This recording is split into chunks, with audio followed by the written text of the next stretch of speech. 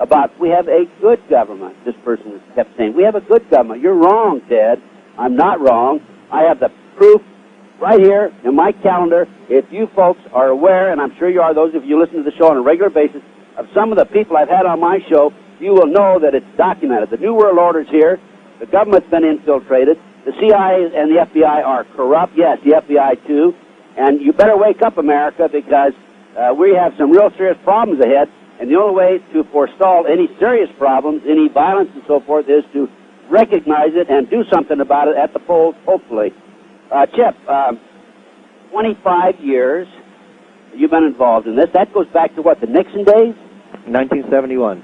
1971. Who was president then? That was the man. Nixon? Nixon was the man, that's right. Okay, well, let's talk about it. I mean, how is Nixon involved in this?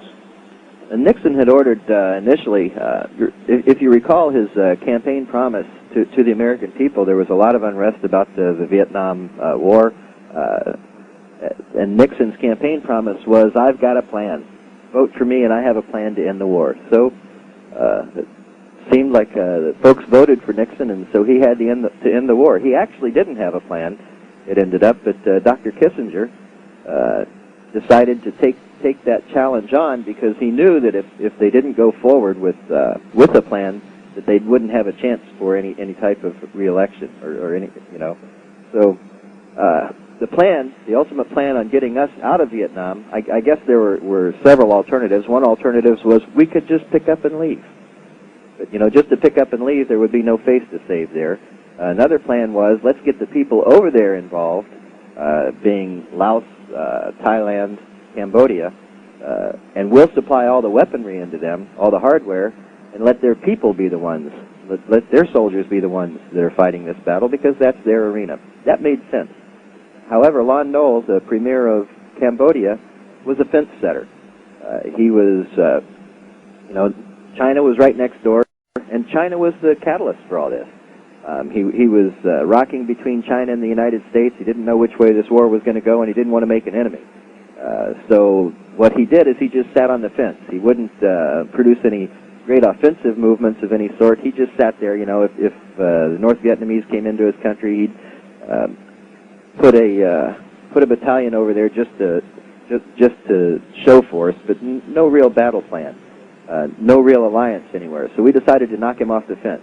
Nixon decided that what we need to do, and this was part of Haig's plan, what we need to do is we need to knock him off the fence and toward the United States. We needed a Vietnamese, North Vietnamese offensive against that country, but unfortunately the Viet Cong and North Vietnamese and Red Chinese weren't about to do anything because they knew he was fence setting and they didn't want him to rock. And they're too smart to do anything. Sure. So we decided what we needed to do was put a platoon of our men in, and what better place than the capital city and the airport, and just blow up the airport. Operation Red Rock. That's correct. Operation Red Rock was designed simply to rock Lon Nol off of the fence, align him with the United States, and there we're talking about alignment again. And that's... Well, what did you do? Leave some Chinese Communist flags there when you left, or what? Was it like... Better than that. We jumped in with North Vietnamese sappers, and we left their bodies there. And did he actually fall for it? Oh, yeah. Lock, stock, and barrel. We had aircraft carriers sitting off the coast waiting to replace the aircraft that were blown up on the ground. We utilized particular airburst rounds with the aviation side so that there wasn't a lot of damage, you know, to the tarmac itself, just to the aircraft sitting on it. We had slap pack explosives that blew up the planes. We made sure that the planes were parked close enough so that the one explosion could take out 3 or 4 units. So it looked like the damage was terrible. But we had ships offshore, fuels and ammunition ready to support him, waiting offshore, ready to move in. The following morning we started doing that, by the way. So you moved in the next day to save him from the Chinese Communists and from the North Koreans? The North Vietnamese that just attacked his country. Just attacked his country. You left a few bodies around? Sure. North Vietnamese in their uniforms? In their uniforms. We were in their uniforms. We jumped in. We jumped in sapper uniforms. The Time magazine and Newsweek magazine articles both said Washington touted it as one of the greatest offensives the North Vietnamese have ever masterminded. A mastermind offensive. You mean the control press was in on it even, huh? They didn't know it. They only print what they're told. That's what I'm saying, yeah. They don't look behind the curtain, do they? Not a bit. No. Well, then at what stage was this exposed? I mean, how many years later was it exposed? I'm getting ready to do it in Operation Red Rock. You mean now it's the first time it's come out? That's correct. I finished the book 2 days ago. Well, where can the people buy this book? It's only a manuscript. It hasn't been published yet. Okay. The declassification period was up last year, the 25-year declassification. So I've finished it. It's available. They can get it. The manuscript. I'll provide a manuscript into them. And what will that cost them? $24.95. $24.95. And how do they get a hold of this? At Post Office Box 895082. P.O. Box 895082, Leesburg, Florida, 34789.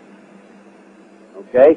Now, let's go back to Kissinger and Nixon, and who else did you name there? Alexander Haig. Alexander Haig being the general, and Kissinger being the Secretary of State, and Nixon being the president. So this was all their master plan. Is that what you're saying? That's correct. Haig, by that time, had been attached to the White House and was one of the Secretary of State's assistants. By the way, I interviewed Haig on a possible criminal violation in 1973 at the White House, but that's another story. And then while I was there, I did meet Kissinger and Nancy, his wife. But that's some other time. Right now, we're concentrating on you. So then, how else was Nixon and Kissinger? Were they aware? Oh, time for music, folks. Time for a break. We'll be right back. We'll talk about Kissinger and Nixon on the way back. A couple of minutes. And we're back. My guest is Chip Tatum, CIA 25-year veteran. Chip, we're talking about Nixon, Kissinger, Operation Red Rock, and we also were talking about Alexander Haig. These people were all aware of this raid, of course, and they were behind it.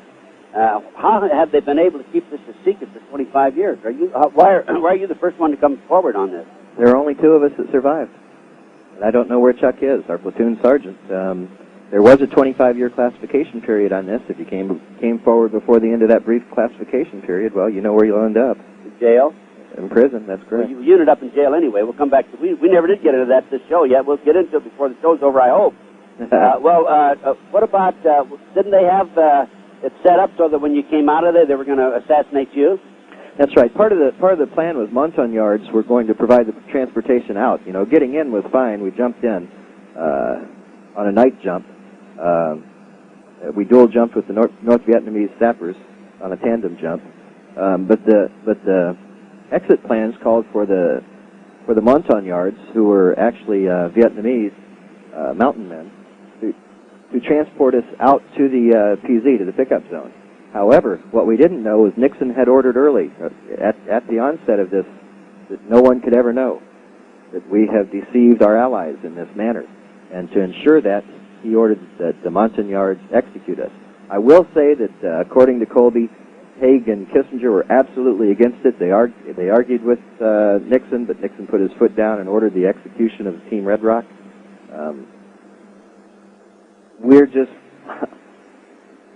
I'm fortunate today that Team Red Rock's leaders and the professionalism of Team Red Rock caught on to it to save our lives. At what stage of the raid did you catch on to it? Following the raid, after we had successfully completed the raid, we hadn't lost one man. We were in the back of the truck being transported to the PZ. When the Montagnards pulled up to where we should have been, my way, the platoon leader, and our platoon sergeant Chuck heard them chambering rounds in their rifles up in front of the truck. And they were in the cab of the truck? We were all in the cargo area of the truck, but the Montagnards were in the cab. As they stopped and got out, the drive was too short to be 15 kilometers outside of town, and it was in basically the wrong direction, you know. And you knew this, you sensed this. We sensed this when we heard the rounds being chambered after they exited the vehicle, exited the cab. We heard the rounds being chambered. Chuck, our platoon sergeant, been around. We called him Pop. Took a grenade out, threw it out toward the front of the vehicle, They heard the grenade hit the ground, but he didn't pull the pin. They dove, and by the time they were able to recover themselves, the team was on top of them. Your team? Our team. And yes, but then Team Red Rock did you lose any men there? How well they're able to question the enemy. And did you lose any men at that point? Not at that point, but trying to bring the aircraft in. I was the commo man. I had contacted Moonbeam Airborne Command Post, and we had arranged for an aircraft to come in to pick us up, a rescue aircraft. However, when they got in, when the King aircraft got in, we were dressed in sapper uniforms. There were people on the ground at Nakhon Phanom, Thailand, a colonel who was running the command post there, who was in on the assassination. He warned them on their approach that the Team Red Rock was overrun and they would be flying into a trap, and it was sappers on the ground. No one knew that we were dressed in sapper uniforms. Meaning the North Vietnamese uniforms. That's correct. And so did they try to kill you there? We lost 2 men right there from door guns from the Jolly Green that was coming in. So our own people were shooting you? Well, yeah. And but they thought you were North Vietnamese. They thought we were North Vietnamese soldiers. And then you lost 2 there, and you had a total of what, 5? We had a total of 13. We lost 2 there. We had 11 left. As we started, we decided we needed to hit the border on foot rather than trying to call someone in. And then you lost some from there to the border? We lost some against routine patrol? North Vietnamese patrols. We lost some. Our biggest mistake was there was a couple F-4s flying the border area, and we tried to take out a AAA artillery, anti-aircraft artillery site that the Vietnamese had set up, North Vietnamese had set up on the border. They were firing at the F-4s, and we wanted to take them out, so we took them out. We lost a couple of men there, but by taking that out, we alerted the larger forces of our location, and they sent the whole ballywhack in to get us. Meaning the larger forces of the North Vietnamese. That's right. And then how did you and Chuck get out of there then? Well, we escaped. We were in captivity for just over 92 days, as far as I'm able to tell. So you were captured. How we were debriefed by Mr. Colby. You were captured. Were you captured then, Chip? Yes, we were captured, and we were captured. We escaped, and then we were recaptured. And a routine Marine patrol along the border area had walked up on the encampment where we were held, got into a firefight, not knowing we were in there. Got into a firefight with the Vietnamese, with our captors, and we were liberated. Wow. There were 3 of us alive at that time. However, one received abdominal wounds from a Chinese officer, and he subsequently died. So you're lucky to be alive today, Chip. I am very lucky to be alive today. The good Lord's taking care of you. Since we're talking about Nixon, Kissinger, Alexander Haig, I've heard from, I think, credible sources that every president since Nixon was aware of the MIA POW cover-up, that we had boys over there, we left them behind. What do you know about this? I was tasked on several occasions to go looking for some. So I know that someone was aware. I reported directly to Mr. Colby at the time, and he was the DCI. Time for a quick break, Chip. We'll be right back, folks. Ted Gunderson, Intelligence Report. No question about it.